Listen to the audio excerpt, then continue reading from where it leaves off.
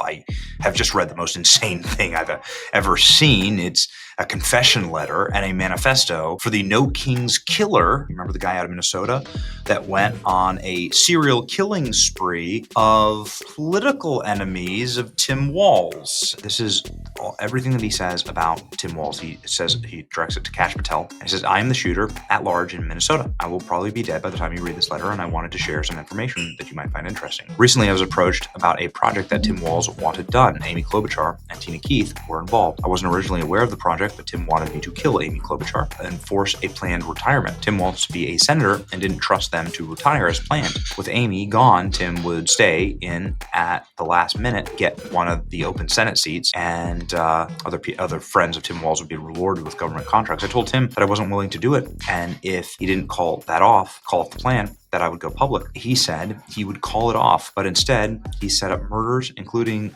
one involved by somebody named Jan and Mel. I get the dark types. So like the dark types of murders. They had some people trying to kill me. I was able to get away by God's mercy. I went back a short time later and shot several of them. You should note, I didn't fire a single round at any peace officers. I had plenty of opportunities, but I didn't take it. Cops pulled up right next to me in their vehicles. I had an AK pistol aimed right at their heads. I could have left a pile of dead cops, but I didn't shoot. I spared all of them. Get on the phone and tell Tim Walz that you have a few questions. Then ask him if he knows me. If he says no, that he never met me, go look at the files. You'll see that Tim Walz personally groomed me and put me in his governor's task force boards as a business representative. Now he's trying to destroy me from the public record. Ask Tim why they kept the SWAT incidents silent from the media when they first happened. Not a word to the press. Why? Because they need to get their stories straight. Why didn't they want anyone on the same page about what happened? Tim probably is crapping bricks right now because I'm still at large and he knows what I can declassify. I will be shot on sight. You can bet on that because I know where all of the buried skeletons are. If I'm going to turn myself in, I need to do it directly to you. I need to be held in a military prison near the Middle East or at least on one of